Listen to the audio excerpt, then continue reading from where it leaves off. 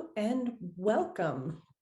Welcome to the Faith and Ecological Justice Imaginarium Collaborative, the Rio Grande from political border to provider and sustainer of life.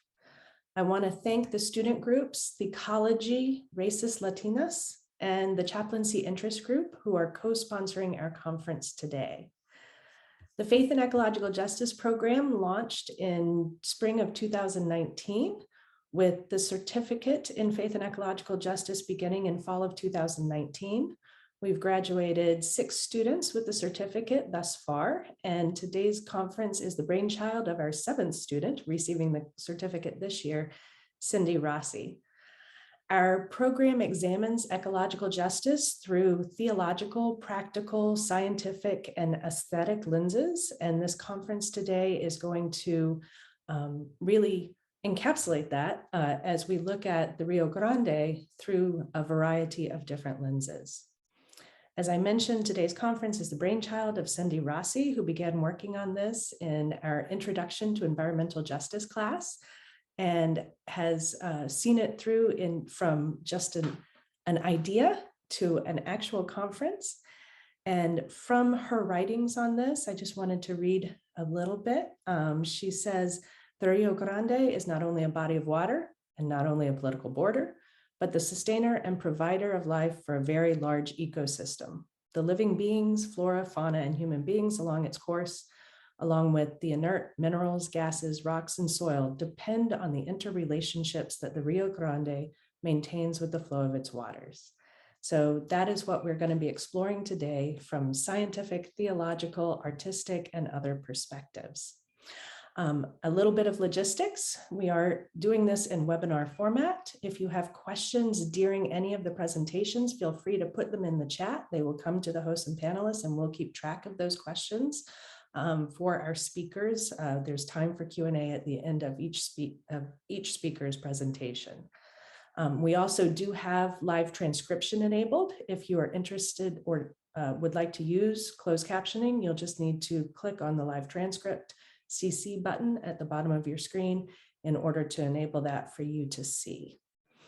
I think that is all of our housekeeping matters. So I would like to begin by introducing Cindy, who's put our agenda into the chat and who is our first speaker.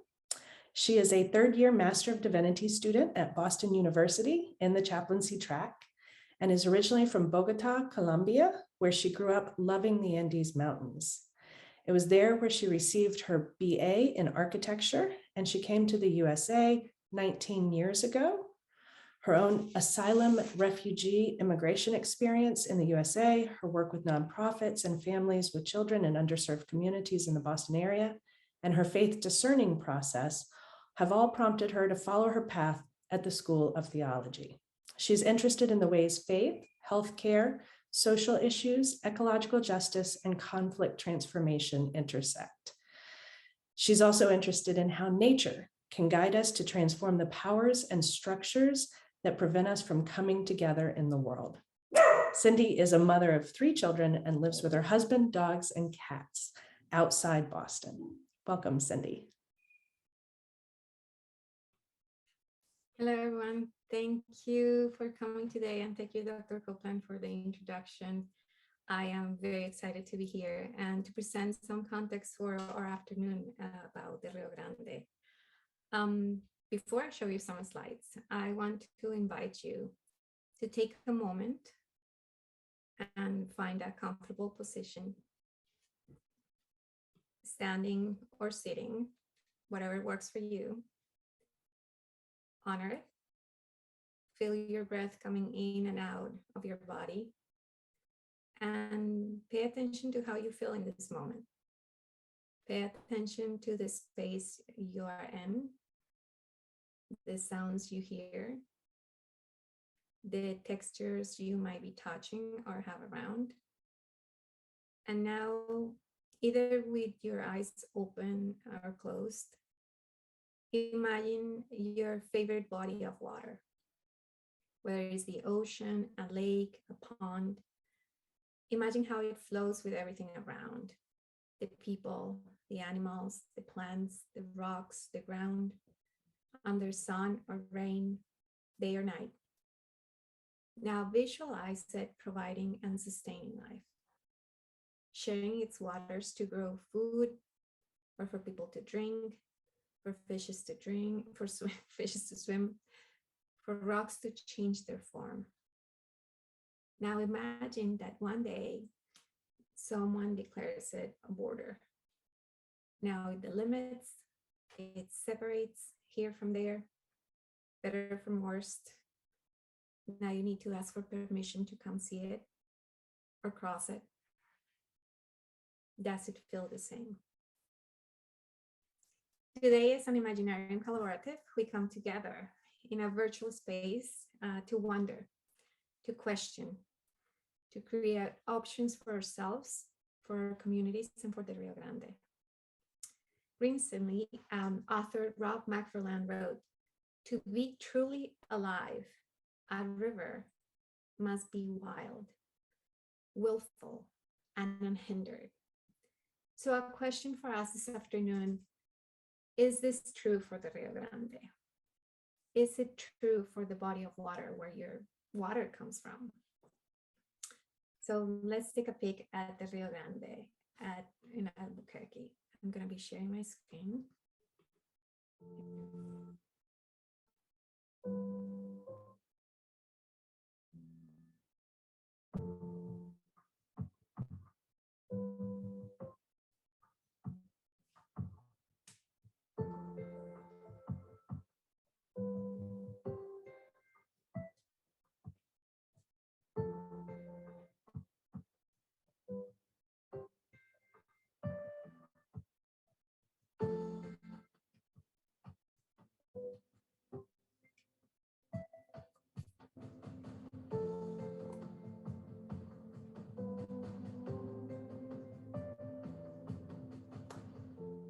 You might be seeing a map another time today, but the Rio Grande was formed more than 35 million years ago, and our connection to the river shares just around 11,000 years of its journey through time.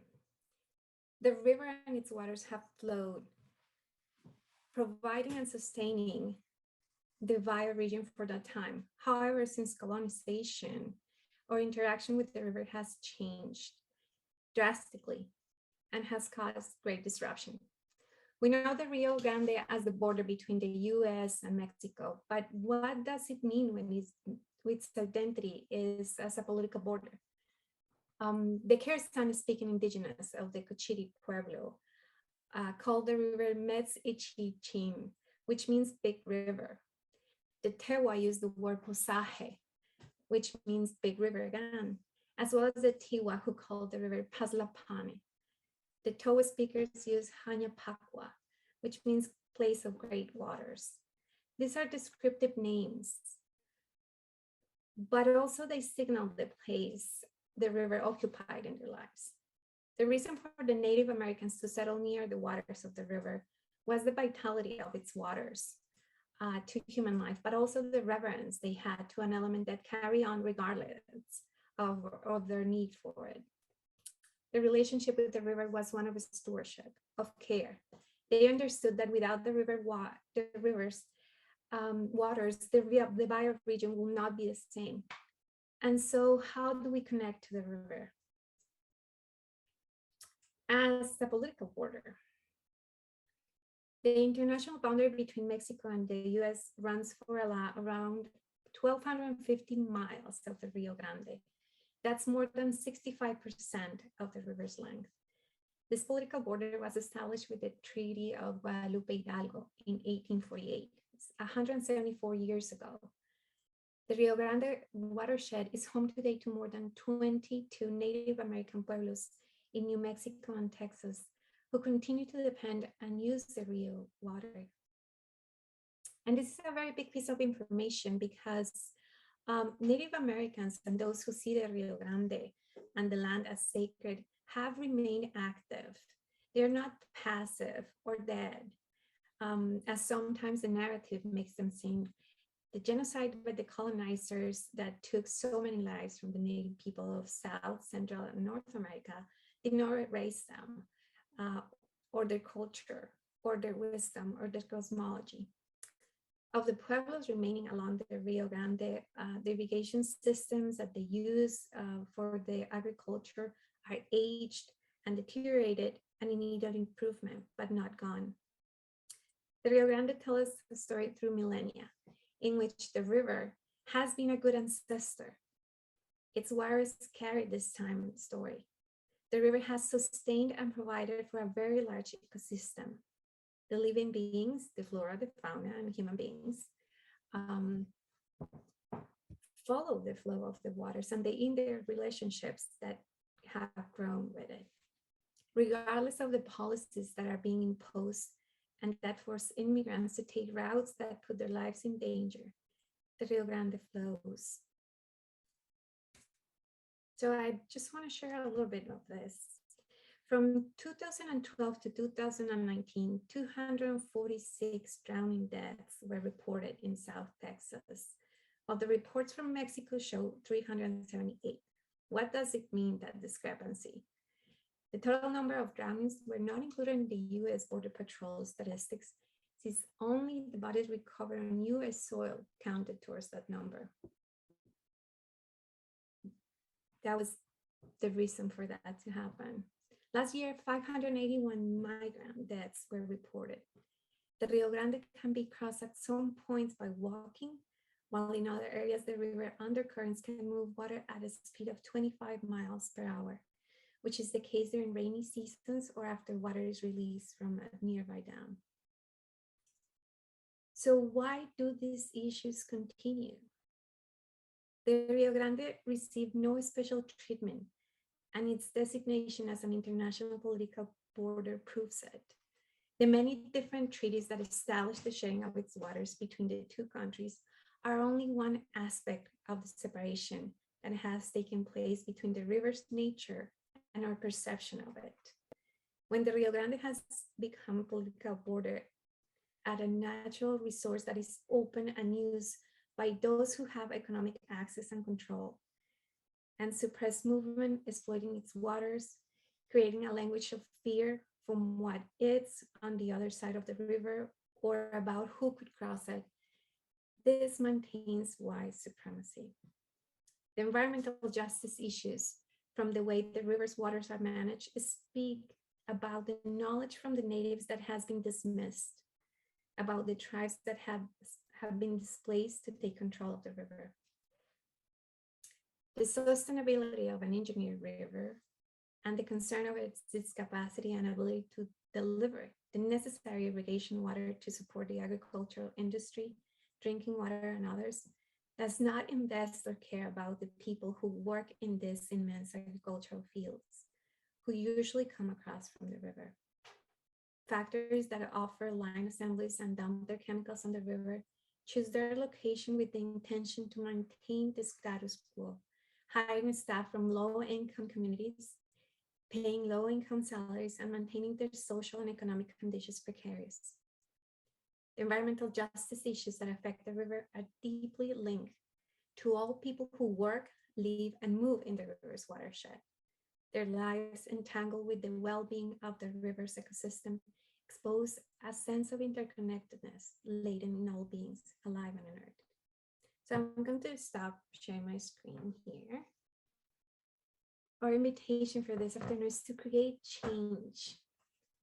But first, we need to be familiar with our natural environment and decolonize our language, our hearts, and our minds.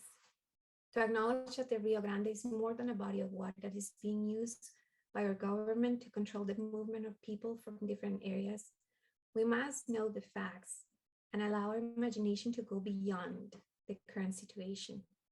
To think that the river will endlessly continue to supply water for our anthropocentric enterprises is the result of centuries of colonization and oppression. It's a result of white supremacy systems in place and of centers of believing we are not interconnected, nor depend on the well-being of other humans or nature. moving from our conditioning as citizens of one country bound by borders to a realization that we are citizens of the world. And as such, we have inherited a planet from all the people that came before us. Is the first step to create that change that we all need. We acknowledge we cannot depend on one action. We need to maintain the momentum that move us forward, and only by collaborating with each other we can achieve this. So thank you for being here today. And now Sarah will introduce our next presenter. Thank you so much, Cindy. Our next presenter is Dr. Jude Benavidez. Dr. Jude Benavidez is an environmental scientist and engineer with a focus area in hydrology and geographic information systems. He has over 15 years academic experience and holds the rank of Associate Professor of Environmental Science and Hydrology at the School of Earth, Environmental, and Marine Sciences at the University of Texas, Rio Grande Valley. He has an additional 13 years of combined private sector experience and military service. He received his BS in civil engineering from the University of Notre Dame, along with a commission as a naval officer in 1982. He received both his MS and PhD in environmental science and engineering, with an emphasis in surface water hydrology from Rice University. His project and academic research area experience includes surface water hydrology and modeling, flood damage reduction modeling, flood mitigation system design, and development of watershed protection planning partnerships and associated water quality monitoring of surface water systems. Dr. Benavides has both led and contributed to numerous projects around the United States and Mexico. His current research focuses on the development and implementation of watershed protection planning and watershed characterization for selected and largely understudied small watersheds in and around the lower Rio Grande Valley and northeastern Mexico, with a detailed focus on the ancient distributaries of the Rio Grande River, locally referred to as resacas. He was recently appointed a board member of the Brownsville Public Utilities Board and helps to oversee the resaca restoration program spearheaded by that agency. He is also a proud member of the Valley Zoological Society Board of Directors, the Arroyo Colorado Conservancy, and the Arroyo Colorado Watershed Partnership. So thank you for being here. Excellent. Thank you so much for that rather lengthy CV. I should have sent you a shorter one, but I don't think I did. And Cindy, thank you so much for organizing this and for that wonderful start to the conference. It really, I think, put, as a technical person, but it's a person from the border, along the border, and from second generation American from Mexican descent. I think that topics that you have selected for highlighting are have much more synergy than a lot of folks in the technical side give, I think, proper attention to. Many give respect to it, but I think proper attention. And I think that's one of the big problems. Today, my talk is going to focus, I had a lot of trouble trying to kind of laser focus on some issues that would, I think, be of most interest to people. And I did some reordering of slides here at the last moment. Once I kind of realize exactly what folks might want to hear. So a quick background on me as far as why I study water really quickly. Water has been a part of my life ever since I grew up along a resaca. I was fortunate enough to have parents that were longtime educators from the area. These ancient distributaries of the Rio Grande River have precious surface water that is in limited quantities in deep South Texas and northeastern Mexico, and being able to grow up alongside a water body very inexpensively was an opportunity that few people get, and so that it kind of to me, waking up in the morning and being alongside a body of water that was green, not blue, not ocean, not fancy, not just a simple green body of water, that would vary in depth and sometimes be mucky and sometimes be a little bit deeper and enjoyable, sometimes be smelly, sometimes have beautiful sunsets, and et cetera. Gave me a deep respect for the natural cycle of water. And then, of course, when I started studying civil engineering, I went into the water track, and then I was in the Navy and went around the world a couple of times. And then when I got back, I got my PhD in environmental science and engineering. And now I'm fortunate enough to have an academic position in an area that I grew up and love. And my beautiful wife and two kids. My wife is from Michigan. She transplanted from Michigan to Florida to Texas and shares a lot of my passion for water. She's also an environmental engineer. So today, I'm going to go ahead and share my screen. Let's see if this works. Okay, great. So I have about half an hour, Cindy, right? Or 25 minutes or so for presenting and some questions. Great. So I had a couple talks and I went ahead and listed them both in the title. I hate title slides because it limits you and especially when you have a broad topic, but I think I really wanted to start with the second one, the watersheds and waterways of deep South Texas and northeastern Mexico. I'm proud to say that when I came back to Brownsville, I still live on a resaca, which we'll get into a little bit later. And I'm also very proud to say that this is a picture of my backyard. This is a panoramic view. So the resaca is not quite that impressive, but when I took the panoramic shot from a little wood dock we have in our backyard, the reason why my wife and I selected this property and an existing house was across the resaca is a protected land area. It is part of a national wildlife refuge. That's the low Rio Grande Valley National Wildlife Refuge, and it's part of a system of pockets of land that are trying to be interconnected to provide a pathway, a bridge, so to speak, of undisturbed land for wildlife. And we saw that. We do a lot of GIS, geographic information systems work, mapping work. We saw this a long time ago, about 17 years ago, on aerial photography. And I told my wife, I said, along this line here, if anything ever comes up, we really want to try to see if something comes up there. And sure enough, within a couple of months, a property came for sale. We bought it. And one evening, I saw the clouds as they were, and I took this picture.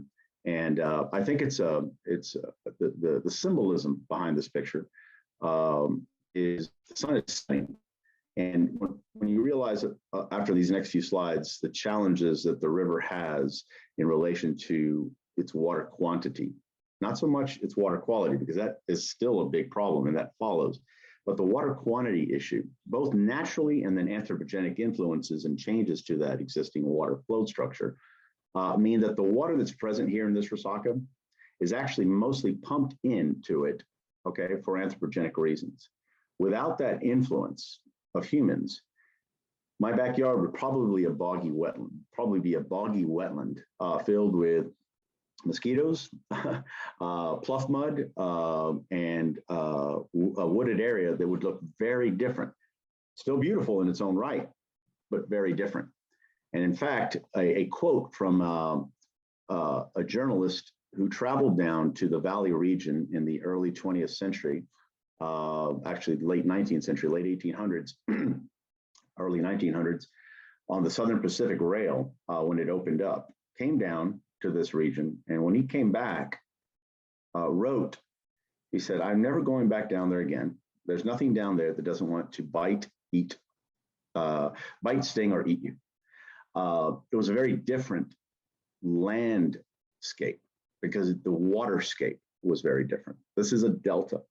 And this picture right here shows how we can influence both for good and for bad when it comes to managing water. In order to get to that, we have to look at our watershed. And our watershed is our drainage area, like Cindy showed in the map. It's the area of land that would collect water. And if you were to stay on the surface, in other words, a marble rolling downhill, not to infiltrate, not evaporate, not be used by any living being, and you were to roll down and not be impeded, you would wind up down here at the bottom right and empty into the Gulf of Mexico.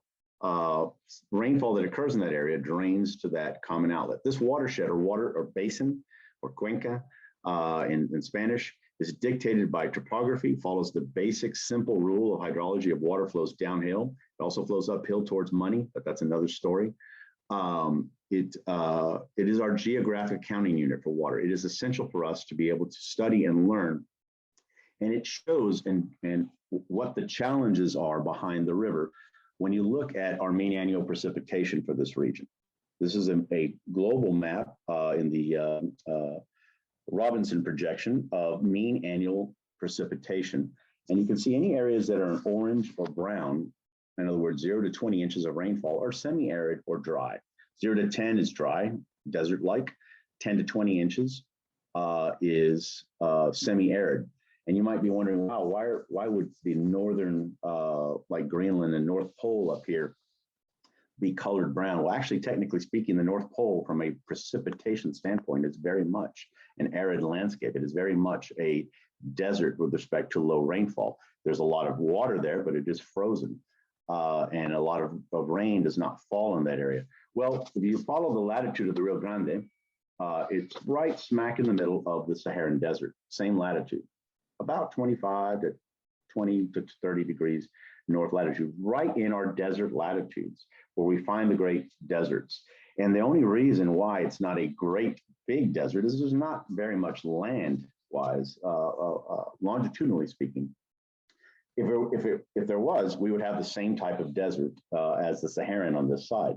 So we have challenges with very low precipitation in this basin. In fact, not only that, our annual renewable water supply, and our basin is right here, just to the top of this legend, and to the right here, is colored in gold. Our annual renewable water supply per person per year in cubic meters is less than 1,000. And so therefore we are water stressed. And you can see around the world, there are not a lot of regions outside the desert regions that are water stressed. In fact, some are even water critical, less than 500 cubic meters per person per year. You compare that to Canada or Norway or even Brazil or even parts of Africa and Russia and Australia and Indonesia that have tremendous amounts of natural replenishment of water. This means that any river in this location is going to be very different. However, we don't have economic water scarcity like some parts of the world. We do have the means to withhold some of that water, to change the flow patterns, but we must do it wisely. We must do it with respect, and we must do it with care. If we let the water flow unimpeded, we will not have a flowing, beautiful water in the waterway in the Rio Grande. What we would have is its natural flow pattern, which is naturally very low base flow and occasionally raging floods. Okay, when these storms would come, whether they be Gulf of Mexico hurricanes or your different type of monsoonal effects from the west in the northern part of the watershed. These patterns of periodic intense rainfall is what gave the Rio Grande or the Rio Bravo its name. It was a very low flow river normally where people get accustomed to that. And then every few years or every few months, it would suddenly rage and flood. This aspect means it's a very different type of river than, for example, the Nile and obviously the Amazon or the Mississippi, where a lot more water is coming in. The Nile is a different, but very similar from a rainfall perspective, but it's a much bigger basin and its headwaters are in a much wetter region. But unlike Africa and parts of South America and parts of India and Bangladesh that have economic water scarcity, where there's plenty of water, but they have economic stressors, we don't have that to the same degree. There is some in Mexico, but if we were to collaborate, if we were to respect this, as Cindy said, respect this waterway more as a waterway and less as a border separating this natural watershed, I think we could meet some of those challenges a little better. Zooming into the United States, you see the same pattern, the browns and oranges and yellows of the arid west and southwest, with the exception of the northwest, and the wetter eastern United States. The 100th meridian, which is found right on the left side panhandle, right here in Texas, this north-south line of the north side of Texas that extends up to the Great Plains. is really the divide, or the historic dividing line between the dry United States, the arid United States on the west, and the humid, subtropical, continental, wet eastern United States. However, that 100th meridian is slowly marching eastward. Should be called the 96th meridian now, probably the 97th meridian. It's splitting Texas right in half. And if you were to live in Texas, you would know the challenges that Texas has from its eastern wet side state in Houston and Orange and Beaumont to the dry El Paso region, and now the becoming dry regions of San Antonio and Austin. And I'm sure you've heard of those cities, and those cities are multi-million people population centers that are going to be water stress within the next several decades. And planning for the state of Texas for water is I think, a little microcosm of what several parts of the United States are going to be dealing with. Parts of the states are going to become much more water rich with climate change, and many, unfortunately, are going to become much more water poor. You add this, the aspect of evaporation, which I have here on the right-hand side, inches per year of evaporation.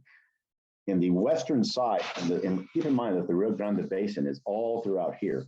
On the western side of Texas and the central part of the Rio Grande Basin, there we get 70 inches of evaporation to 10 inches of rainfall. That means 7 times the amount of evaporation. So it is not, it is very unusual to find standing water in these areas, even before humans become involved. When humans become involved and start diverting that water that is there when it's there, it becomes even more scarce. So this is a challenge across many fronts. Zooming into Texas and looking at the basins in here, I wanted to focus us a little bit on the delta of the Rio Grande and give a perspective of that. This is to give you kind of an idea. This is the US side only. I'll show Mexican US side here in a second. This is the Rio Grande right here. This is the Gulf of Mexico. And this is deep South Texas, the southern tip of Texas, Brownsville, Harlingen, McAllen. This is the lower Rio Grande Valley. And this is a kind of a rough GIS map of some of the natural waterways in the region. And then you start to add some of the human waterways that have been added to this system, some of the irrigation canals, major ones, some of the drainage ditches, major ones. And then when you get to all the minor ones, you see just how many interlaced waterways there are in this region that are human-made. The bright blue ones are the natural ones, okay, that are human-made. We have completely reinvented and redesigned the landscape. It is no longer a natural landscape when it comes to water, not only from our use perspective, but from our channeling and our flow perspective. The big dams I'm sure you've heard of that block water and prevent flooding in this area. It's not only that, it's much more than that. It's used for agriculture, it's used for industry, it's used for storing, it's used, unfortunately, for fighting. As Twain said, whiskey's for drinking, water's for fighting. And that issue is very pertinent here because water is being shared and struggled over between farmers, urban areas, on both sides of the border, between themselves, and of course, internationally. And looking at that from the international perspective, this right here is the delta of the Rio Grande. You can see that it kind of makes the land kind of stick out a bit. You see this kind of curve or bulge? Okay, that is land that has been deposited there by the river, the sediment in the river. The blue line here is the Rio Grande River, one of the most sinuous and meandering rivers in the world. Its sinuosity ratio is almost 3 times a normal river, meaning it makes a lot of bends and curves, and it also takes shortcuts across those and creates small oxbows. But if I start to look at the natural distributaries, the historic, and I'm talking about just the last 10 to 20,000 years, the natural distributaries, water that used to flow out of the river, the opposite of a tributary, not contributing to a river flow, but the opposite of a tributary, flowing away from the river and towards the Gulf of Mexico in different directions. You can see that this delta is bifurcated or cut right by along the current location of the Rio Grande or Rio Bravo. And that means that our delta is split, US and Mexico, US north side, Mexico southern side, just like our basin. And it's very rare to have a river whose basin is split, all right, on by two countries in the middle. It's even more rare by one country being developed, economically developed, so to speak, first world, if you wish to use that phrase. And one that is developing and poorer in money only. Culturally rich, diverse, beautiful, but doesn't have the same resources or capacity that the United States has. Unfortunately, the United States has largely chosen not to invest a lot of its economic resources in this part of its country. And because of that, this delta is not only hydrologically challenged, environmentally challenged, but we are also economically challenged when it comes to what we decide to do. It's going to be even harder to do because we have less money to do it. Now, throw in those human-made lines. You can see how the delta has become a network of ancient and current present day waterways. I have some other slides that I was going to show that kind of show the comparisons between the Rio Grande and the other basin that is shared between the US and Mexico, the Colorado River Basin out west. And I'm going to focus on the Rio Grande Basin slides here, but the challenges are pertinent to both. You actually see from the American Rivers incorporated the same exact basin map that Cindy used on the right, about 870,000 square kilometer basin.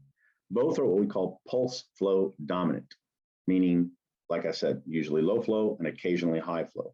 The arid to semi-arid landscape, some subtropical for our region in the Rio Grande, down here in the Rio Grande, dictate that there's not a lot of water to be shared.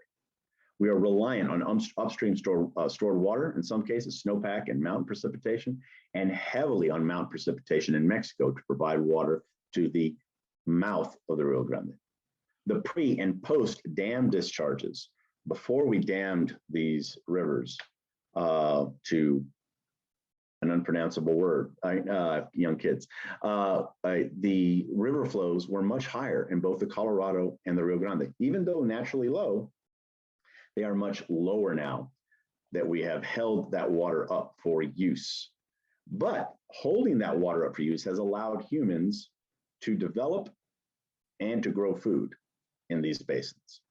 So it's not all bad, but the good that we're doing is becoming more challenging when you talk about other changes. These reduced in-stream flows in the river and freshwater inflows in the river, it means it's really an uncertain and largely unknown impact, not only on surface water, but also on groundwater. And they have to be viewed holistically. In this region, just because you don't see water on the surface doesn't necessarily mean there's water, there isn't water right underneath the land surface, but they are connected, very much so. There's a huge potential for adaptive management strategies and data collection and analysis to address this data gap and resulting sustainability concerns from the technical side. And that leads to more options and choices on the social and socioeconomic side. Both rivers have deltas that are highly impacted by these reduced environmental and stream flows.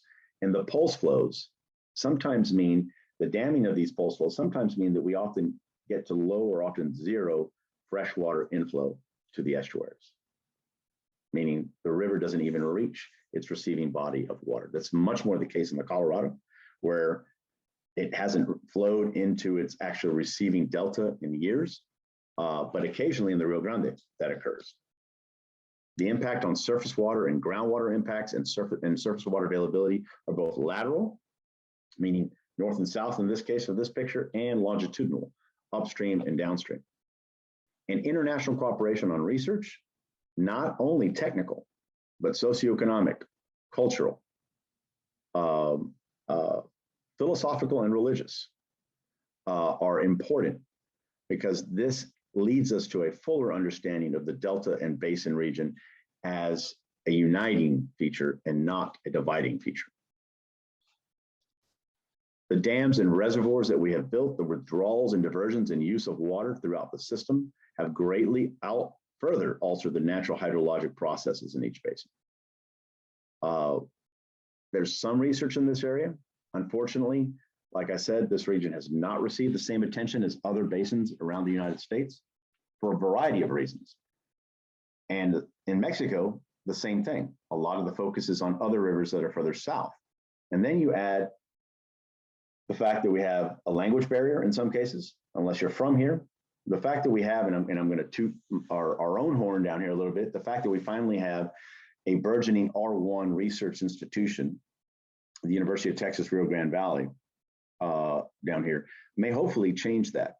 A lot of research that has been done in this region has been done external from the watershed, and that's been great work, but it hasn't been driven locally. It hasn't been driven by people that live, work, and play and worship in this basin locally.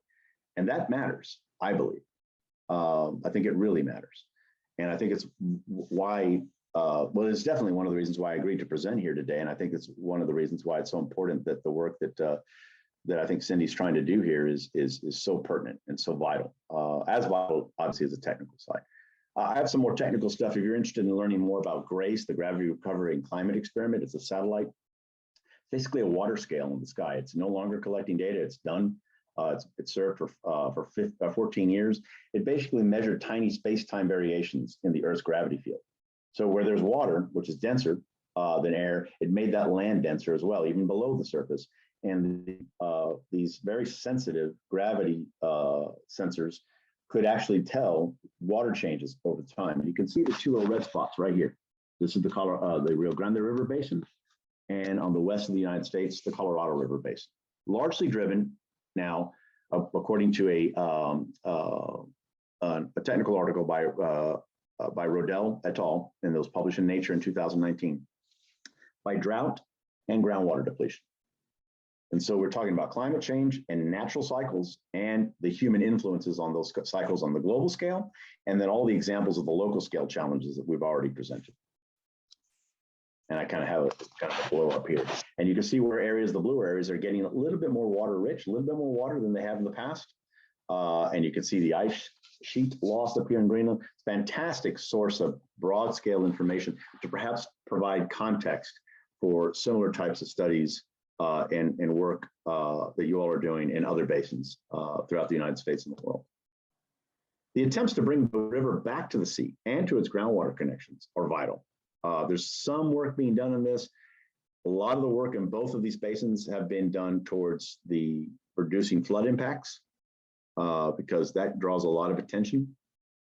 But just as important are the environmental justice issues, both longitudinal and lateral, of insufficient base flow and pulse flows for sustained ecology and livability. Growing up along the border here, going to the river, the Rio Grande, is never said in Brownsville. It's crossing the river, is always said. We'll cross the river. No one ever goes to the river here. The river is not extant in regards to that language, which I thought was shocking to me. I grew up on a resaca, which is actually supposed to be gone water-wise, but it's there.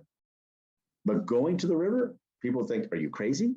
They say, you must be crazy, it's dangerous. Why is it dangerous? Because, and they can't quite explain it. It's actually the greatest danger you have, in my opinion, there now, if you go on the levees, is from the US government questioning you whether you have a right to be there, what you do as a US citizen.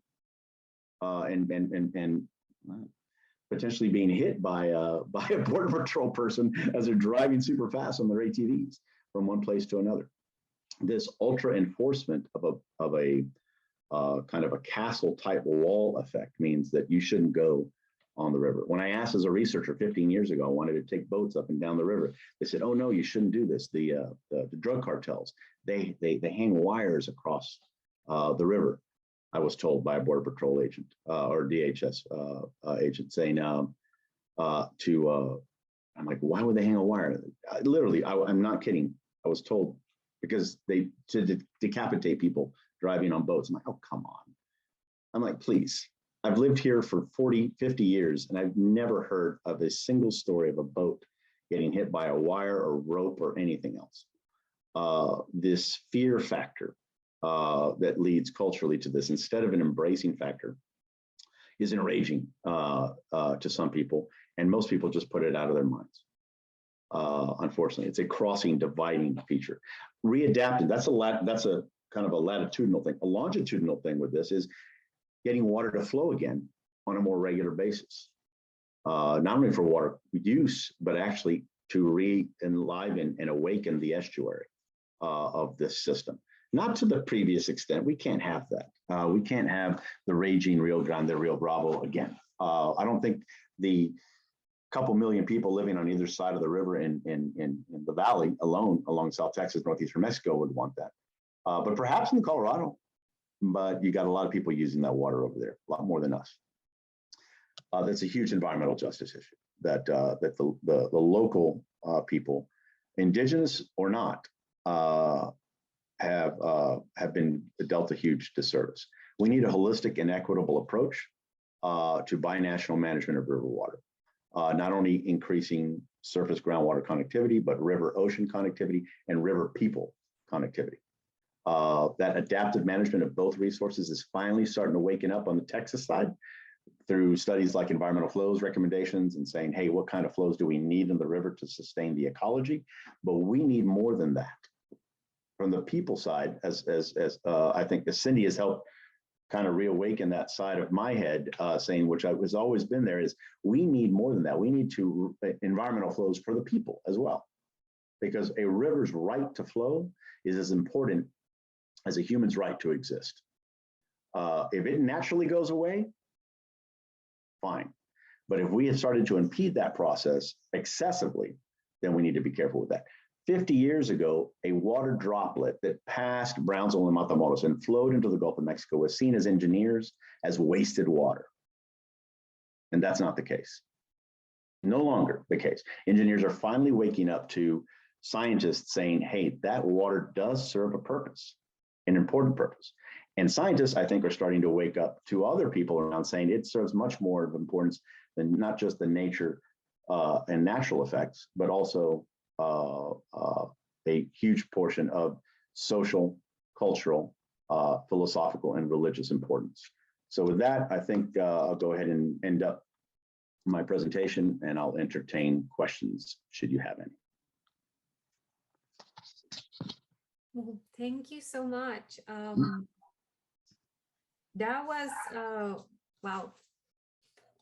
I love how you ended with the river's right to flow. It's as important as any other right. And if it was to go away on its own, it's something that it was natural, right? But to come to it because of all the other interventions that we have created, that will be a disaster.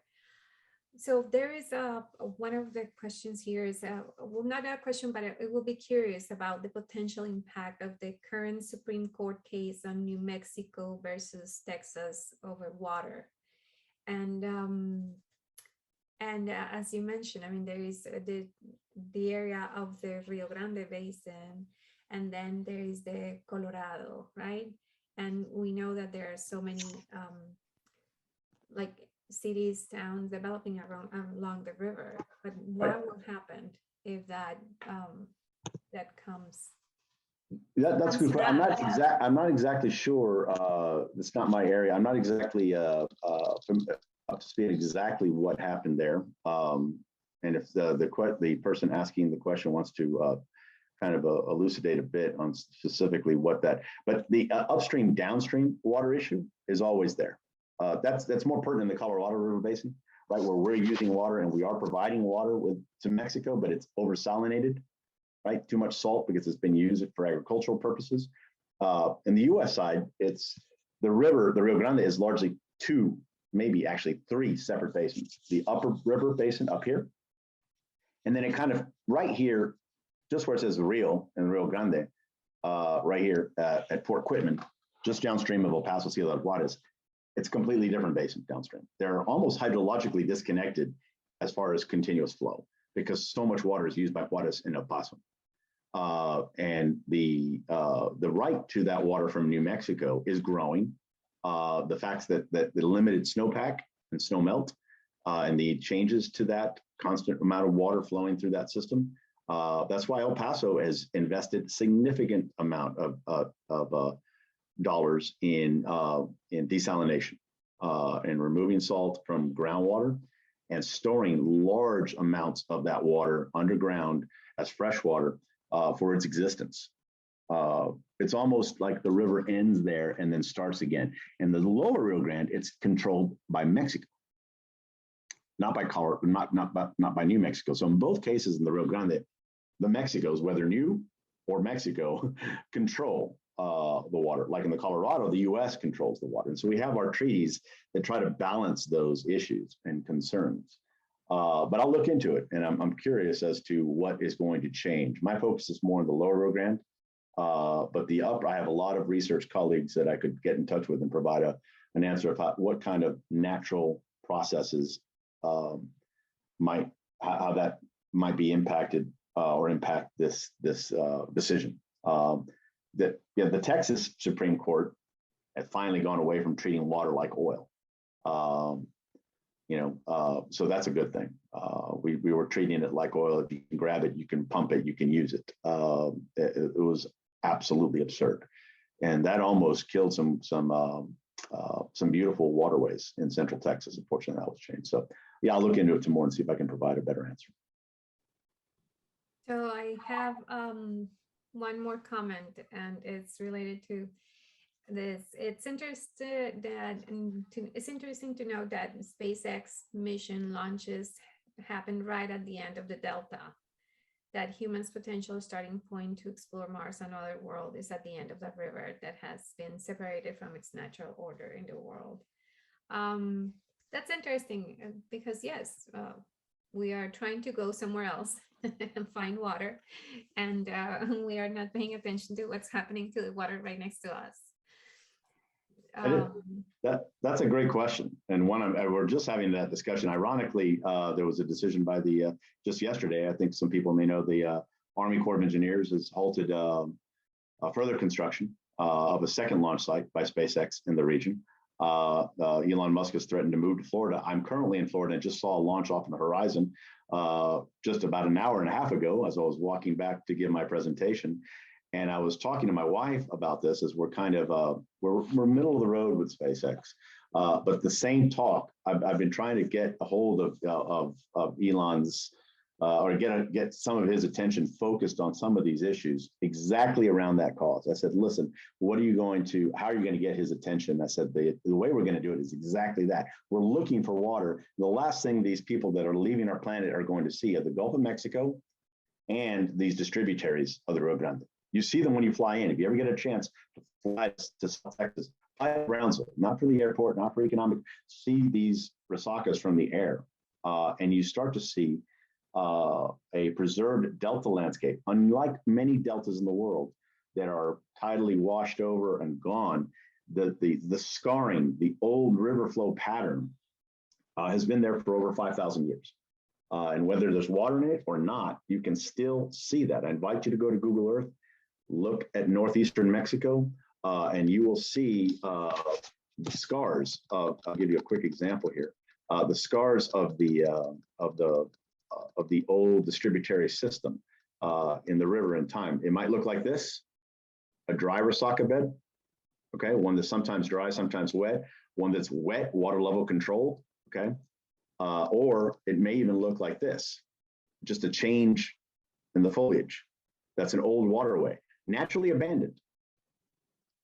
It may even look like this, where the scarring is so old that the only reason you see it is the salt differences, all right, the soil differences driven by the salt concentrations once the water's evaporated. This entire area has now been cleared for agriculture, and there's a drainage ditch or irrigation ditch going through, but you can see the old meandering river in the soil. That right there is probably 7,000, 10,000, 12,000 years old in time. Not the waterway, it's not the channel, obviously, but the scarring in that. And because the delta is unique from delta perspective, we don't have time to get into the technical reasons as to why, the written record in the land by the river is much longer here than many other places of the world. We do have more questions. I'm going to step in for moderating the Q&A while Cindy checks on our next speaker. But we have a couple interesting questions bringing this into international conversations. One from Paul, who comes from Uganda, the home of the River Nile, and was interested in the river people connectivity that you were talking about, and was wondering if you have any insight as to how best connectivities such as agriculture be done on the riverbank without compromising river flow. That's a great question, this is very similar. This is amazing. I often use the Nile as an example. The Nile Delta and the Rio Grande Delta are very similar in that they're wave-dominated deltas. They both have barrier islands. They both have that bulge of land. They both have the written record of the river written into the soilscape. Fortunately for the Nile itself, it's all now agriculture. It's deeply agriculture, like ours, because it's a lot more water in the Nile. It's a much bigger system. The delta is about twice as large, and the river is much larger than the Rio Grande. But the challenges that are focused at the tail end, I actually passed through the Suez Canal in my time in the Navy, and got to see Hazi Mubarak from his house and waving at us as we were transiting on the USS Nicholson. And when I was passing through there, I thought, I didn't know at the time that I'd be a water researcher. I never thought I would get a PhD, and I wound up getting it. And I looked at the issue of the comparisons between the river and the use of agriculture are kind of like just all on the tail end, the mouth, and for the Nile. So that's a very different type of system where you're looking at, again, a river, like I said, that is all longitudinal. You got Egypt, you got Sudan, you got Ethiopia, you got the white and blue Nile, all of those that are all basically linear countries, water use. Here it's very different because we've got the river and countries on either side of the river. Instead of longitudinal, we've got latitudinal, we call it, in the riverside. One's North Bank and South Bank type issues. And that is much more challenging because not only do you have the farmer-urban fight, right, the irrigation versus municipal water and industrial use fight that you normally have everywhere, but you have farmer-farmer, municipal, farmer, you name it. And that fight is very alive, very much, unfortunately, proceeding. My students ask, when's the first water war coming out? There's been hundreds already, and there's one in process right now. It's not a hot war, but it leads to, and I believe intrinsically, I think a lot of our differences culturally and perhaps philosophically and theologically, this is not my expert field, may derive from battles over water. The word river is based from rivalis, rival, and rivals on either side of the bank. And in this case, either upstream, downstream, but in this case, rival, either side of the bank where you can see your other user of water or your enemy in that purpose is very much alive and well here. And agricultural changes here and use, we have an arm at UTRGV that is looking into those issues. But again, like I said earlier, only just starting in this region. It is absolutely critical for us. And I think we're going to be at the vanguard over the next 50 years. I'm getting towards the tail end of my, I've got another 20 good years, I hope. But we need young folks that are interested in this issue. And if you're interested in working a binational, technical, cultural water issue, come to this region, either California, Mexico, or Texas, Mexico, because there are going to be a lot of challenges and opportunities to work on. Tom raised the issue of private and public land and asked, how does the balance of private and public land impact the river and the basins? You mentioned the National Wildlife Refuge, the Big Bend National Park is on the river, right? Question mark. Yes. Is there a fight between public and private landowners, like in Montana, Utah, Nevada, and Wyoming? Absolutely, absolutely, but for different reasons, probably. In our case, the big private-public fight has been the border wall. The border wall, as far as about 20 years ago, or no, not that long ago, not that old, 10 years ago, 12 years ago, wrote it, no, actually 14 years ago, wrote a paper, it was only published in the Southwestern Geographer. For some reason it was, well, I know the reasons. It was not politically, it was a politically sensitive topic where we studied the gaps in the border fence. The fence was not continuous in the valley. And those gaps in the border fence were actually along private land, particularly in areas of private land in which you had golf courses, retirement homes, essentially Anglo or white communities. And we did a very simple, simplistic, nothing fancy statistical study and showed that there was a very clear, statistically significant difference in the approach. It was blatant where the wall would be and where the wall isn't. The use of water in this area has fortunately now been completely transformed into a regulated water scheme. We have a water master as part of this region that would sets up a system of accounts, and those water rights are very carefully adjudicated. So it's not just first in time, first in right like out west, and it's not riparian like out east, where you have enough water for everybody. It's a mix of both of those systems, and yet another growing approach, completely antiquated in its technology and fast trying to come up to modern times. We don't have the water baron type problems. We don't have that type of situation simply because it's binationally, well, we do probably, but it's not the biggest issue or concern. It's very hard to move water from the river to other areas in this region, simply because you're going against those natural levees, and you got a long way to go before you get the water where you want to use it. So that's a great question as well. Thank you. And our last question, Steve asked, I heard that Americans are demolishing dams and letting rivers back to the natural riverways. Is this at all relevant to your research in the Rio Grande? As far as, selecting dams for removal, I don't think the question asker means demolishing as in violently removing or exploding dams, but that has happened in the past in other areas. That's not happening here. These are big dams, and they're very well protected, and they're essential for our survival. If the Falcon and Amistad dams upstream of us and the Presas Gomez in Mexico were to suddenly disappear, you'd have 2 million people's lives changed in a heartbeat. They're essential, and they are not as secure as we'd like them to be, but we do have a very, very aggressive approach at throttling the river from its ancient flood pattern. And that's a good thing in a sense as far as the livability in this region, and it's provided a lot of benefit for a lot of people and for the environment. Because one thing I didn't cover on is that, again, we're talking about a very low flow natural state and occasional high flow. So what we've done is moderate that now. So we've raised that low flow rate. Unfortunately, over time, that low flow rate has become even lower now, and we're kind of going back to no kind of spikes. And so what we're advocating for is trying to keep that lower level, that what we call base flow, a little higher, high enough, and occasionally allowing some higher flood pulses. Not enough to flood the area. We're not talking about that. So in this case, no. What it has impacted is future dams. We've talked about low dams along like the Brownsville Matamoros Weir Dam that I think has finally been put to bed over the last 30 years, that would have had drastic environmental impacts along this wildlife corridor I was talking about earlier. That seems to finally have gone away because it was only going to provide us with about a week of water, and it would have, the environmental cost and the dollar cost would have been ridiculous. We have other ways through conservation, desalination, and proper management of water flows past our big dams that are going to be a lot easier to do and provide much more benefit and bang for the buck. Another great question. Thanks.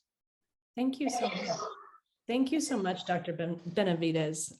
This has been so informative. We still have questions coming in, but we have to move on. So I don't know if you're able to join us later. I'm so sorry. I would, but I've got my kids clamoring already. But I am going to pay attention to the recording, and I can get back in touch with Cindy, and I'd be really happy to. I mean it. I do. I'm really enthralled by this line of potential topic and collaboration. And there's any way we can further this to look at some different aspects of research that may help this region both locally and regionally and even globally, serve as an example. I think it's got tremendous amount of potential. So thank you for inviting me, having me, and allowing me to spend a little bit of time with you folks. And I hope you have a great afternoon. Thank you so much. We've so enjoyed having you. All right. And now I'm going to turn it over to Sarah, our Faith and Ecological Justice Coordinator Extraordinaire, to introduce our next speaker. Thank you so much, Dr. Copeland. Our next speaker will be Todd Miller. Todd Miller writes a weekly post for the Border Chronicle. He has researched and written about border issues for more than 15 years, the last 8 as an independent journalist and writer. He resides in Tucson, Arizona, but also has spent many years living and working in Oaxaca, Mexico. His work has appeared in the New York Times, Tom Dispatch, The Nation, San Francisco Chronicle, In These Times, Guernica, and Al Jazeera English, among other places. Miller has authored 4 books, Build Bridges, Not Walls, A Journey to a World Without Borders, Empire of Borders, The Expansion of US Border Around the World, Storming the Wall, Climate Change, Migration, and Homeland Security, and Border Patrol Nation, Dispatches from the Front Lines of Homeland Security. He's a contributing editor on border and immigration issues for NACLA Report on the Americas and its column Border Wars. So thank you so much, Todd, for being with us today. Thanks so much for that introduction, Sarah. I really appreciate it. I really appreciate also being here, and all the work that everyone has done to make this happen. And special thanks to Cindy, who I was talking to quite extensively right before this conference. So it's really a pleasure and an honor for me to be here with you today. Today, I hope to talk about my latest book, or the themes around my latest book, which is a book called Build Bridges, Not Walls, a journey to a world without borders. It isn't necessarily set like near the, it's in the part of the, I just more speak of the part of the border in Arizona, but you can imagine the Rio Grande, like, or the Rio Bravo, going through that area too, if you want. But there's a lot of parallels to these two places. I want to say before I jump into talking about it a little bit, the Build Bridges Not Walls is my 4th book. My first 3 books were more straightforward investigative journalism. My first book was called Border Patrol Nation, and it looked at the post 9/11 expansion of the U.S. border policing apparatus. My second book was called Storming the Wall, and it looked at it through the lens of climate change. In that book, I took a much more global perspective and traveled to many places around the world, and looked at climate change and its connection with displacement and borders.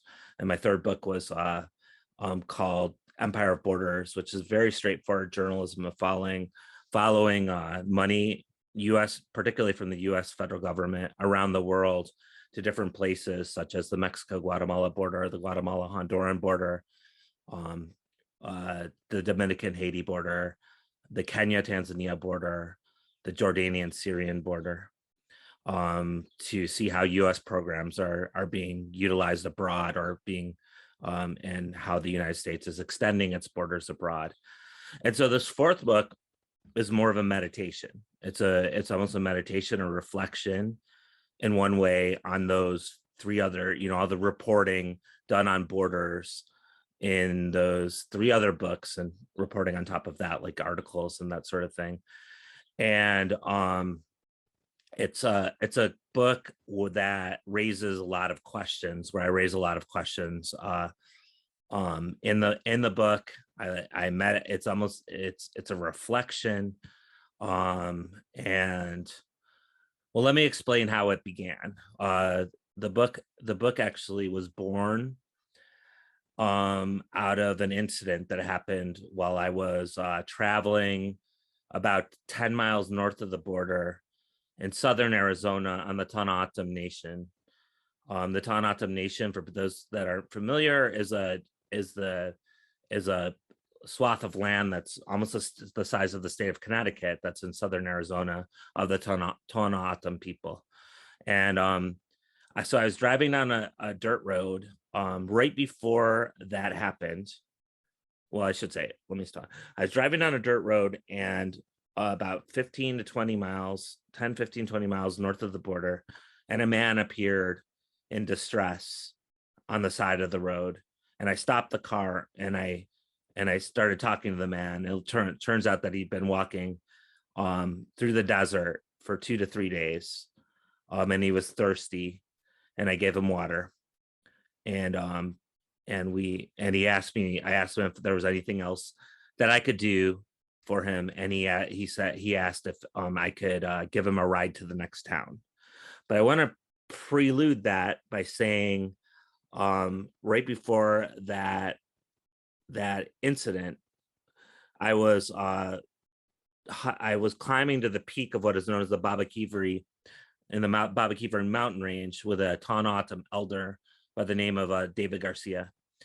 And we were going to the peak. And I wanted to say this because I remember going up the switchbacks. I went up switchbacks, and you look and you'd see like the vegetation, the ocotillos and the saguaros. And then you'd see like the gigantic sky that Arizona is so famous for. And then I remember just stopping and pausing for a moment and having it was very fleeting, but very powerful at the same time, moment of looking out and seeing mountain ranges way far away, and I was looking to the south and knowing that I was possibly looking into Mexico, but at the same time having no idea where the actual border was at all from that vantage point. So it was a moment like that. At that precise second, the border did not exist at all. I knew it was there, but I didn't see it. You couldn't tell that it was there. And there was a moment in that, like if I were to unpeel the layers of the sense of I guess, for lack of a better word, global consciousness. And I wanted to mention that because when I was talking to Juan Carlos, and that was the name of the man who appeared at the side of the road as I was rumbling down that dirt road, and he asked me if I could give him a ride into the next town. The whatever feeling of no border, that went away very quickly. The knowledge of what the border, it just really, came down again. And when he asked me that, I hesitated because I knew if I gave Juan Carlos a ride that I could be pulled over by the U.S. Border Patrol, and then I could be facing even years in prison. So I'm thinking about that. I'm reflecting. So in that moment, the hesitation, and there's two parts of the hesitation. One part was I'm reflecting upon what I know is around me, the whole border apparatus. I know that there are Border Patrol everywhere. The green striped vehicles were undoubtedly nearby. I knew that there were surveillance towers with cameras that could see 7 miles away. So a surveillance tower that I couldn't see with my plain eyes probably might have been looking at me. I knew that there's radar systems and scope trucks and Predator B drones that fly at 30,000 feet but could see down onto us, or motion sensors, that implanted motion sensors. So knowing all this and knowing this kind of massive development of the U.S. border policing apparatus is from all of the reporting that I've done, and knowing how much it's increased, right? Like if you look at for example, in 1994, the budget for U.S. border and immigration enforcement was $1.5 billion through the Immigration and Naturalization Service. I mentioned 1994 because I think it's an important year for U.S. border strategy in the sense that the strategy known as prevention through deterrence, and basically the deterrence strategy that calls for traditional crossing places to be blockaded with walls reinforced by technology and agents and increasing agents, that's when that strategy started on the US-Mexico border. And the whole point, the deterrence was if you blockade the traditional crossing places through urban areas, places like where I was looking at Juan Carlos, who was asking me for a ride, those places people would never want to walk through those places because it would be too dangerous, too desolate, and you could possibly die, right? And what has happened is that many people have ended up walking through those areas, like Juan Carlos. Of course, Juan Carlos was, I could have been there the next day and another person, or the day before and another person, or a group of people. I've ran into people so many times, you know, traveling in the borderlands. And but the point is that people do cross, and people have died. There's been at least 8,000 remains of people that have been found to this date since those policies in the 90s. And a humanitarian aid organization, No More Deaths, says that there's 3 to 10 times more. So all this, while I'm sitting there hesitating, I know all this stuff. I know the realities of this. I know the strategy. I know the strategy is meant to put him there. And then what followed was ire. Like, it went from kind of a quick reflection to ire. Like, why on earth did I even have to sit here and question what was about, like, were values that were, you know, given to me, values that I've had since I was a little kid, that you help somebody out, right? You help somebody, you help them out, you get, especially somebody in distress, of course you give that person a ride. And so, you know, so the kind of policy, the ire, all of this kind of came together, and that's what, you know, that was the fertile ground, I should say, of what Build Bridges Not Walls, the book. That's what it came from, like a reflection on all this reporting, but that important question of that moment, right?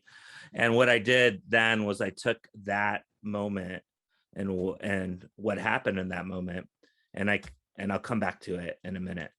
But I took those questions and I took a further question, like, what is this border thing? What is this border apparatus? Why isn't it, I mean, I know some people definitely question it, but why isn't it questioned more? Like, why is it barely questioned? And I took those questions to a variety of different people.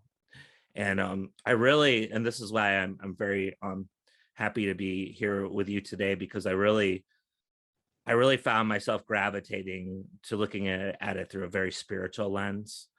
And I did talk to like different people along those lines.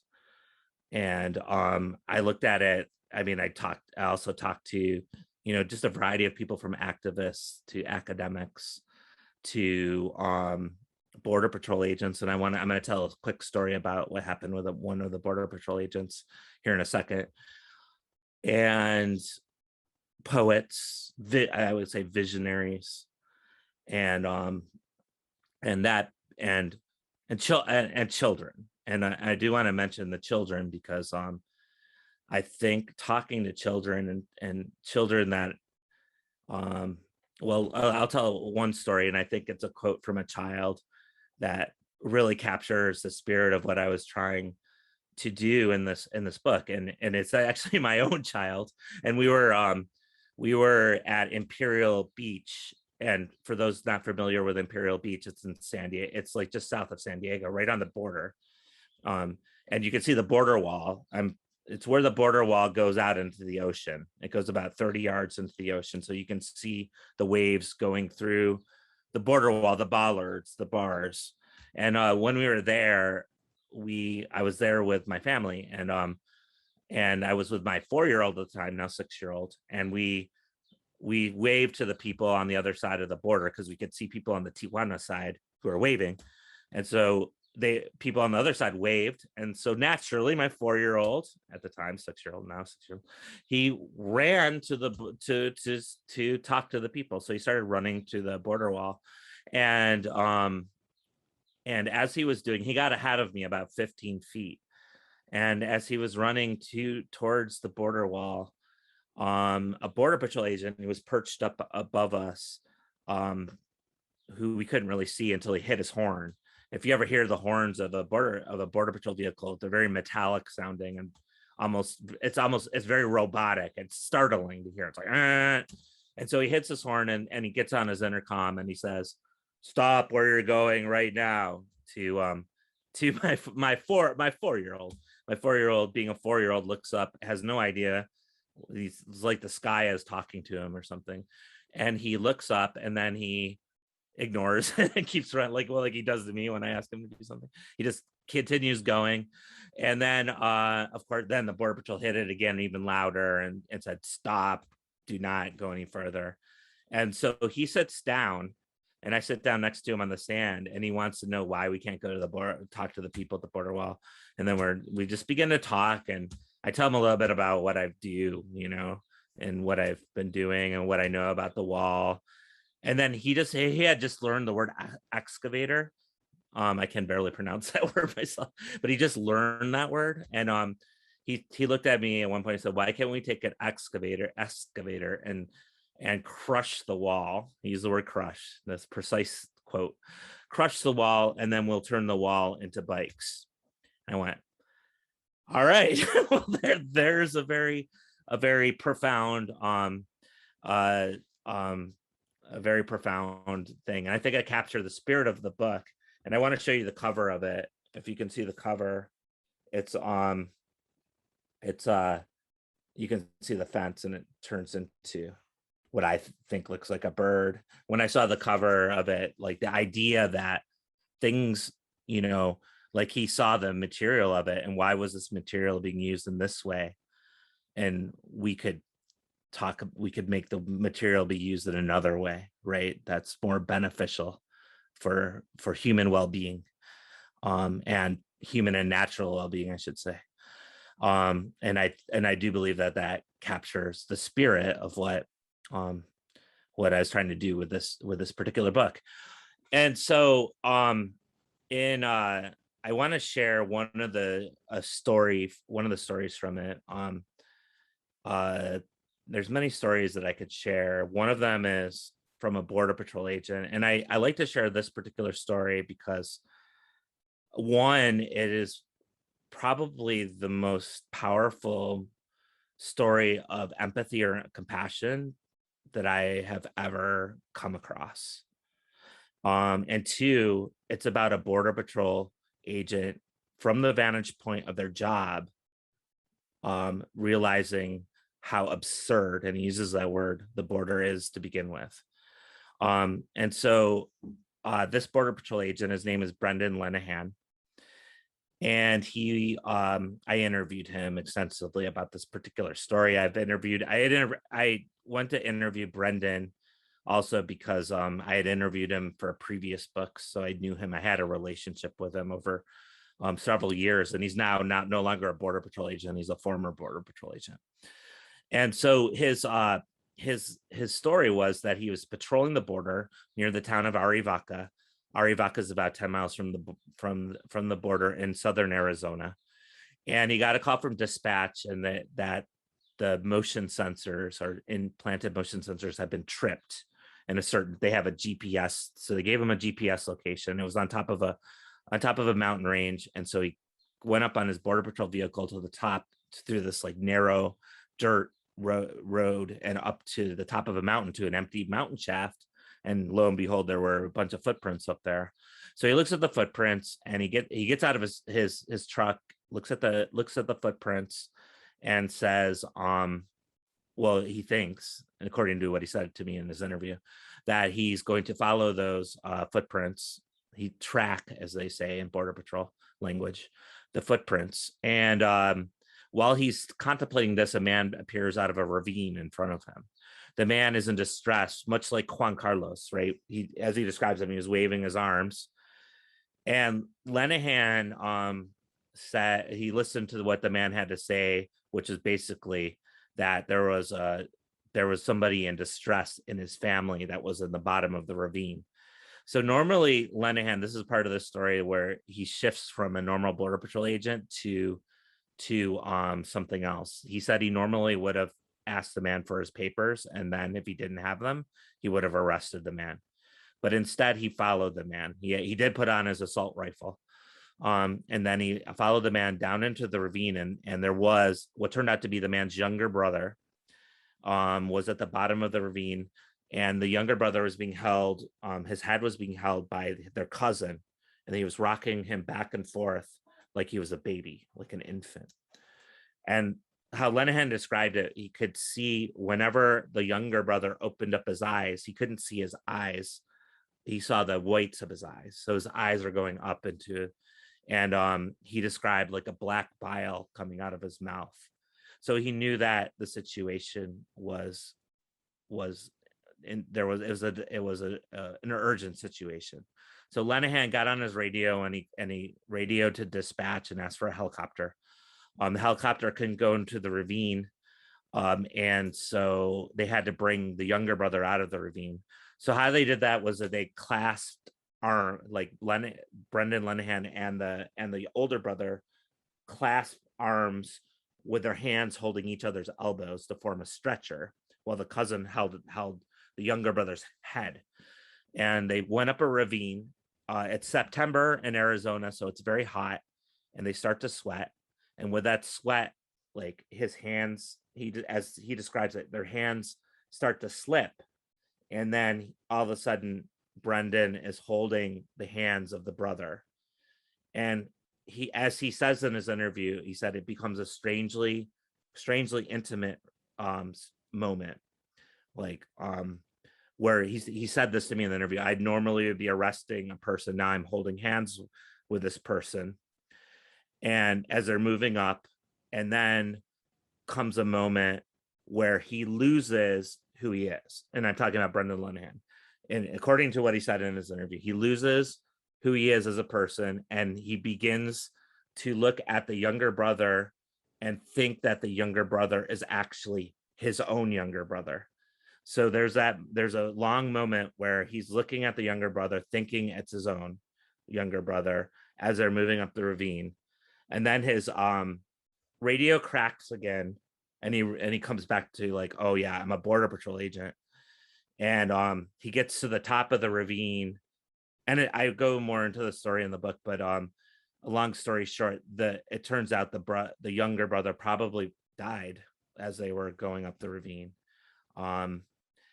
And it was a moment like as he describes in his interview, he had a lot of stake. The rescue unit came, and there was one point where he saw the machine was making the lungs go up and down. He's like, is he breathing now? And it was just the machine that was doing it. And so what it turned out to be was a very distressful moment or for Brendan. And he said he went to commiserate that night with some other Border Patrol agents at a bar. And at the bar, they like the other agents said, this is a part of the border game. He uses that border game. So the idea of death, the idea of like all the agents have seen this before. Like people die in the desert, and this is just a part of it. And they're right? They were right to say that. Precisely the way that it's set up is designed so people are dying in the desert, and that's exactly what it's meant to do. And then so the next day he was actually given the day off, and he stayed in this apartment, and his supervisor knew that as well, that he had taken that whole thing very hard, and gave him a call. And the supervisor said to him, don't worry, it turns out they were drug mules. And so drug mules meaning in Border Patrol terminology that they were smuggling drugs across the border. But when Brendan told me that in the interview, he looked at me like I was the the supervisor who asked him the question, he said, what did I care? What did I care?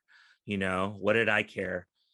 Who they were. And then I just want to read a quick quote, if you don't mind. Quick one, if I can find it. Maybe I can't. Or maybe I can.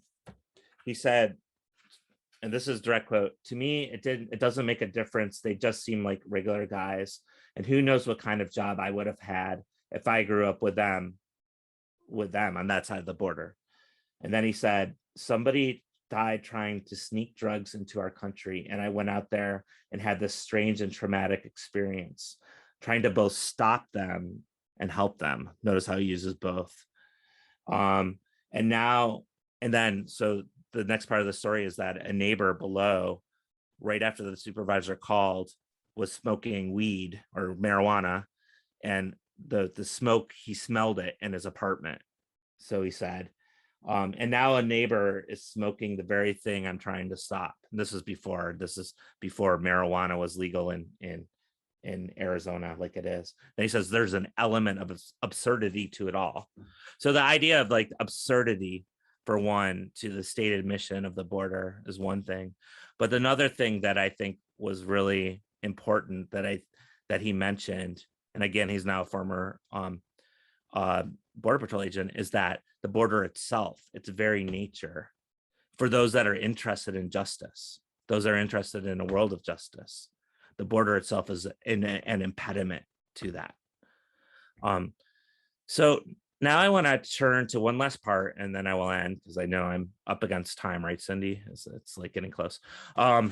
So I have one last part, and the last part I just wanted to say a couple things. One, like, I go back to that comment from William, who's my 6-year-old, and he said, build bikes, not walls, right? And I wonder, like, that comment, I the more I thought about it, the more profound I think it is. And I think that those sorts of comment, you know, that comment can be applied to the budget. So you can look at the budget, like if you look at the budget of the border and immigration enforcement apparatus, it has gone up from 1.5 billion in 1994 to 25 billion in 2020. And these are annual budgets. Year after year, it grows and grows and grows and grows and grows. It means more walls, more technologies, more agents, more guns, more detention, more incarceration, more deportation. All this grows yearly basis. And if I remember correctly, 2023, they're asking for even more. So this just keeps happening. So why can't a sort of lens of what build bikes instead of walls, why can't that be applied to the budgets? Aren't there other things that could be done with those sorts of big budgets? Like what if we took, I mean, we could take all of it and address some of the bigger challenges. And then you could even think of domestic challenges, like why are people drinking leaded water in Flint, Michigan or other places? Why is there affordable housing crisis? Why are so many people caught up in their student loans? You know, what are the kinds of different things that money might be more useful for, instead of you know, building up this gigantic border apparatus? And the second thing, well, you know, as you think about the world, like if you think about different things that are happening, like climate change, if you talk to any scientist, it's not like these, you know, the like people on the other side of this gigantic wall that are a threat to humankind. Like scientists every year, again and again, in more and more forward fashion, are talking about climate change and the shifting climate and the ecological catastrophes, and those sorts of ecological catastrophes that is showing clearly that it's causing more and more and more and more displacement around the world. And yet, when you look at not only the United States, you look at countries around the world, their countries are spending way more money on borders and immigration enforcement, which is, I would argue is a response to climate change rather than climate action, like helping fund different programs in different countries, like help people withstand climate, or if people are displaced, like is inevitable at this point in many places around the world, they'll have another place to live. And then one final thing, and it's along those lines, and I will end with this in exactly 1 minute. I want to go back to that moment with Juan Carlos and And that moment, and I can't tell you what I did. I really can't. I can let you guess, and your guess is probably very correct. But I wanted to say that on hindsight, like Juan Carlos was asking me for a ride, and he was asking me for like some sort of direction. And one of the biggest reflection I had from Build Bridges Not Walls is precisely the opposite was me. I was the one, like when you think about going forward, what is needed and how to create a world of justice. I had to listen to Juan Carlos. I had to be oriented by him. Like, why would a person be walking 2 to 3 days in the desert and thirsty and hungry and need a ride? And what was happening in Guatemala? That's where he's from, Guatemala, in his region. It could have been climate change, because climate change is like droughts and hurricanes and those sorts of things are nailing Guatemala and places around Central America at this point. So it definitely could be that. It could be a number of factors. It could be situations of violence. It could be situations of economic precarity or dispossession. It could be just so many different elements that are in play. But the key is that I need a conversation with him. Like when we talk about immigration reform, we're not talking with Juan Carlos or like his community or where he's from or the different movements that are in his area that are clearly stating what the needs of people and what is going on. It's like that part of it, that cross-border solidarity, the building bridges between peoples, that I clearly I believe is what is needed in this world, is something I think we need to turn to as we consider these issues. And I'll leave it at that because I'm already a little over time. Thank you so much, Todd. Yes, I mean, for me, it was transformational desert story, and it brings up about what are those sources telling us to look in our lives, right? Like what is that is calling on us to do. There is a question right here for you. Even among more progressive politicians, the idea of an open border seems to be off the table. What do you think that is, and what would it take to move the conversation forward? The question of the ages, right? It's really, really unfortunate that it is. Like, if you look at either side of the proverbial aisle in Washington, right? And I'm generalizing, and I hate to generalize, but usually on the Republican side, it's the idea of open border is ridiculed. And on the Democratic side, it's more maybe termed as impractical. But in both cases, it's just simply off the table. And that's the thing. Like, why is this off the table? Like, it's if people were to actually look at what the border is, unpack what it is, look at the budgets, look at how it's grown, look at all the walls, look at what it's intended to do, like push people in the desert. It's amazing to me how as I travel around the country, often speaking on these issues, and it's amazing how like there's a lot of people that don't even know what's going on the border, and the way that it's presented. Like, you could go to the Trump years, especially, right? Like, we have to build this. It's like it's like the safety of the country is, this is how it's presented, and it's presented in a way that's just so misleading.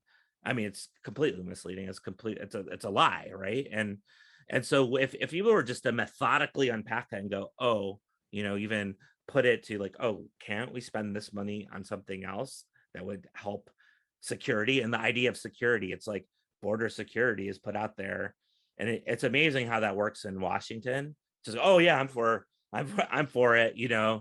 I'm for borders, without the term being unpacked, because it's not like, if you look at border security from the vantage point of the borderlands, like it's nothing. Like, the whole design is to make people as insecure as possible, even facing death. And for residents, whether you're in the Rio Grande Valley or Southern Arizona,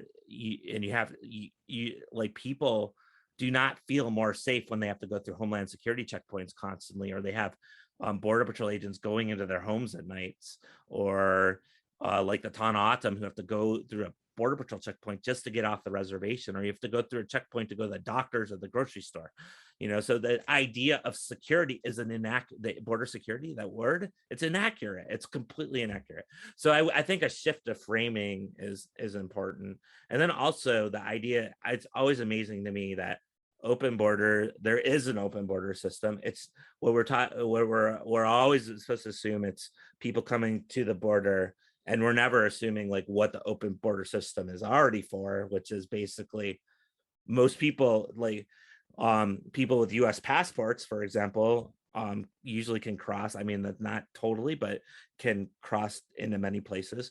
But not only that, corporations, like the corporate power and extractive industry, which is all over Latin America right now, like taking wealth, extracting wealth from communities and places, can go across the border and at 35,000 feet, not having to evade walls and armed agents, not having to walk through deserts, and set up wherever they feel like it, and take the natural wealth from communities, as one example, and poison water supplies and that whole thing. And so, when you look at what it is, and there's no, also, if you do that, like has happened time and time again, where mining, like specifically mining companies, have poisoned water supplies, but there's no ICE. ICE doesn't come in and round up the mining company, put them in detention, and then deport them. They just keep doing it, right? So it's set up for certain people in a certain way. And I think if there's a way that we can like look at this bird's eye view and start reframing it, when in the reframe, it just seems so obvious that there's other ways of going about this. And I think, like, I heard somebody say this just the other day where I was at a talk, and they said there's a crisis of imagination about the border and immigration enforcement. And I think that's totally true. The crisis, like when they say border crisis, it's all seems to be pounding a certain rhetoric. And I think the crisis of imagination, I held on to that term. I have one quick question, and it's because as a journalist, I'm pretty sure that you receive a lot of pushback because of the subject that you sometimes cover. So what is your advice for those of us who want to engage in or are engaging in the dismantling of white supremacy and environmental racism? What is your advice? Yes, do it. I mean, one bit, and this might just seem, I don't know, but my advice is, one, to do it. Just do it. Like there's like so many possible impediments that, whether like with me, even I have to overcome, like, oh, I can't do this, or your own blockades you put in front of yourself. And then there's the extra, the ones that people like, oh, you can't do that, or you can't cover this, or this is not true. My advice is to just do it. I hate to say it like that because there's such a cliche, and it's in a way, but in another way, I think it's like not like, for me, I just started like doing it opens up so many doors. You start opening up doors, and that's what you want to do, is just open up doors. And with each door that opens, and there's elements in there that want to push back against you. And what I try to do is engage a little bit and ignore, and like selectively engage or selectively ignore to a certain degree. I'm really reducing my answer because I know there's no time.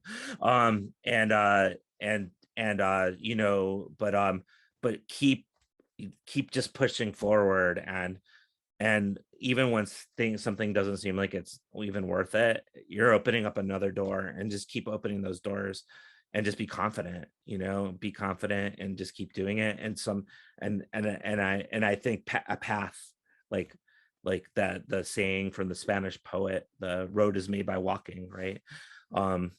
The el camino se hace al andar, right? That you walk and the road is made. And in a way, that's what you have to do when you cover the issues that you're talking about. You have to just kind of jump in there and get in the middle of it and just kind of do it. Thank you so much, Todd. Y efectivamente el camino se hace al andar. Thank you. I appreciate you being with us, and we are going to continue the conversation, but as a group now. And Sarah's going to tell us a little bit more about that. There are 3 questions, and Sarah, will you tell us about the discussion group and how it's going to happen? Yeah, absolutely. Okay, so basically, we wanted to give everyone the opportunity to discuss with each other about these topics that we've been hearing about. So there's, Dr. Copeland just put the link in the chat, but we have a break room. It's called Wonder Me, and basically you have like a little icon and you can go move around in this space and talk to other people, and there will be a video that pops up and you can join different conversations. So we have 3 sort of topics around 3 different questions. So you can join that room, or you can just find, you know, a person and talk to them outside of that room. So it's sort of simulating a break room experience. Thank you so much, Todd, for speaking with us. Yes, so Wonder Me works with Chrome. It definitely doesn't work with Safari. It might work with Firefox as well. And there's a password that you'll need to fill out. So basically you click on the link, you have to enter the password, which is Rio Grande, all lowercase. And you'll be asked to enable your microphone and your video, and take like a photo so that you have like a face on your icon, and then answer an icebreaker question, and then you'll be ready to sort of wander around. Yeah, so with that, I'll see everybody in there.